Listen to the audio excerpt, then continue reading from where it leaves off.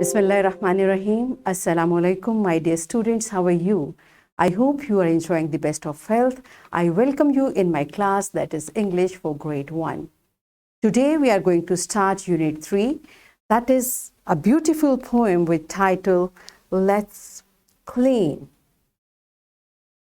I have divided this unit in different parts. In lecture 1, we will cover grammar portion, that is page number 24 and 25 of your book, and we learn the SLO, recognize that people and places have particular names. In lecture 2, we will learn about vowels and consonants, page number 22 and 23 of your book, and the SLO of this lecture will be to recognize and identify consonants and vowels in English alphabets, and trace and draw horizontal, slanted and curved lines and curves forward and backward. In lecture 3, we will recite and understand the first two stanzas of the poem, page number 20 and 21, and the SLO will be to recite short poems and nursery rhymes with actions. In lecture 4, we'll continue the reciting and understanding of the poem, page number 20 and 21, covering the same SLO to recite short poems and nursery rhymes with actions. Lecture 5 will be about parts of body, page number 26 and 29 of your book, and its SLO will be to recognize and categorize parts of body. Shapes and colors we'll learn later. And we'll cover the other SLO, that is trace and copy familiar words learnt in class. In lecture 6, we will recognize shapes and patterns, page 26 and 27 of your book, and its SLO will be to recognize and categorize shapes and colors, because parts of body we have already done. In lecture 7, we'll cover the listening and speaking part of the chapter, that is page number 28, and its SLO is to demonstrate use of common conversations and dynamics of group oral interaction to take turns. In this way, we'll cover this whole unit. Now, I'm going to tell you few things, that is, I'm just going to brief you about this unit. First of all, its title is Let's Clean. हाँ जी, let's clean से क्या समझ आती है बेटा? जब हम English में लेट्स का टर्म यूज करते हैं ना, ये वैसे ही है जैसे उर्दू में हम कहते हैं आओ, लेट्स क्लीन, आओ सफाई करें। और इसका थीम है participatory citizenship and dignity of labour. सफाई करना एक मेहनत का काम है। हैव यू एवर नोटिस्ड, आपकी मामा और घर में जो आपकी मेड आती है वो कितनी मेहनत से सफाई करते हैं। तो जब हम इस चीज़ को खुद करेंगे तो हमें पता चलेगा कि ये कितनी मेहनत का काम है। और हम ये क्यों करेंगे? ताकि हमें छोटे छोटे अपने चोर्स, अपने रूटीन के काम खुद से करने आए। और ये सब करने से क्या होगा? We see. Allah says in Quran, verse 108 of surah number 9, and Allah loves those who make themselves clean and pure. You see, cleanliness is one of the things जो कि देखने में तो अच्छा लगता ही है। इसका बहुत बड़ा फ़ायदा ये है कि अल्लाह सफाई करने वालों को, पाक साफ रहने को प्यार करते हैं। अल्लाह ताला पसंद करते हैं उन लोगों को जो पाक साफ रहते हैं। तो हम चाहते हैं ना अल्लाह ताला हमें पसंद करें, अल्लाह ताला हमें प्यार करें। We should be among the dear ones of Allah सुब्हानहू व तआला। तो एक सीधा सा फॉर्मूला अल्लाह ने खुद हमें कुरान में बता दिया, पाक साफ रहो, राइट। तो इस नज़्म में ये पोएम जो है ये हमें इसी के बारे में बताएगी। इसके साथ आपकी बुक में पेज नंबर 21 पर इसी के हवाले से एक हदीस है। आवर प्रॉफिट हज़रत मोहम्मद सल्लल्लाहु अलैहि वसल्लम said, cleanliness is the half of the faith. Faith क्या होता है? What does faith mean? Faith का मतलब है ईमान।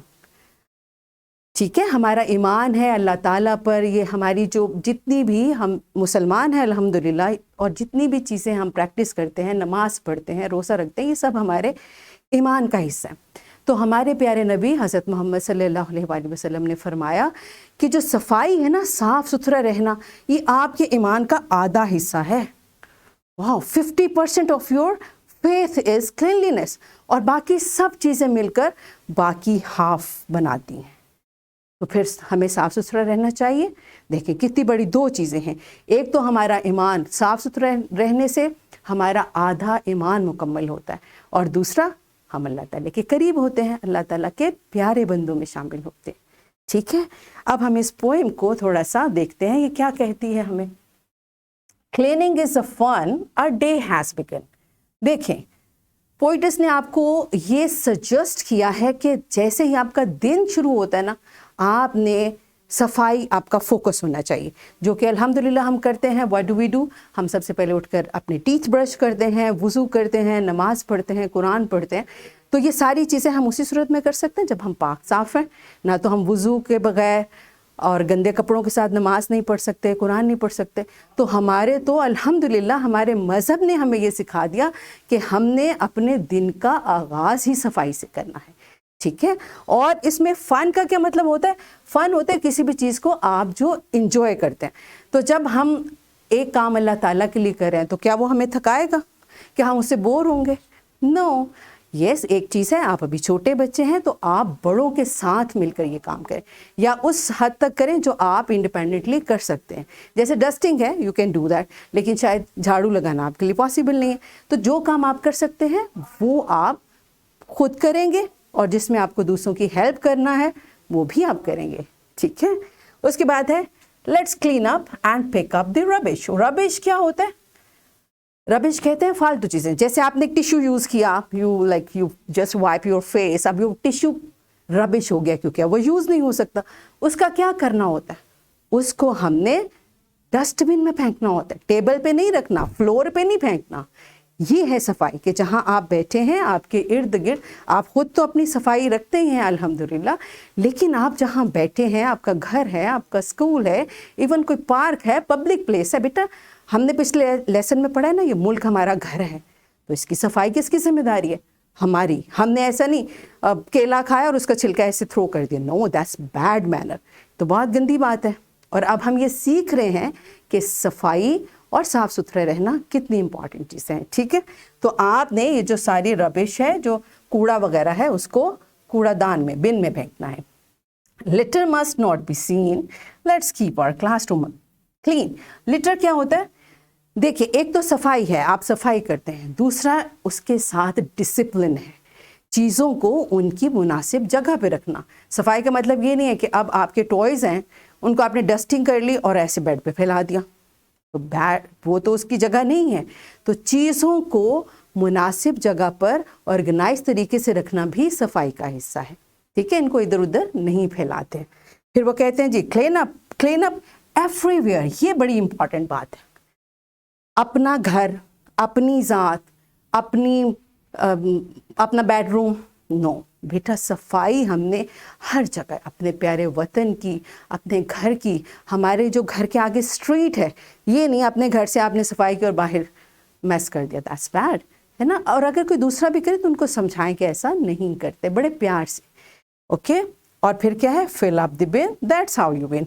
फिल अप द बिन यहाँ पर उन्होंने यूज़ किया कि जितना ज़्यादा, देखें, जितना ज़्यादा आपका बिन फिल अप है, यानी जिसमें आप कूड़ा फेंकते हैं, आपका कूड़ादान फिल है, इसका मतलब है बाहर की जगह उतनी ही साफ़ है। तो जितना ज़्यादा आप कूड़ा उसकी प्रॉपर जगह पर फेंकेंगे, उतनी ही ज़्यादा आपके इर्द गिर्द सफाई होगी। That's all about this poem.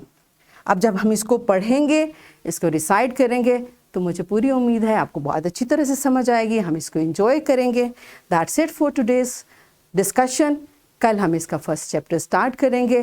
Till that time, take care, thank you and Allah हाफिज़।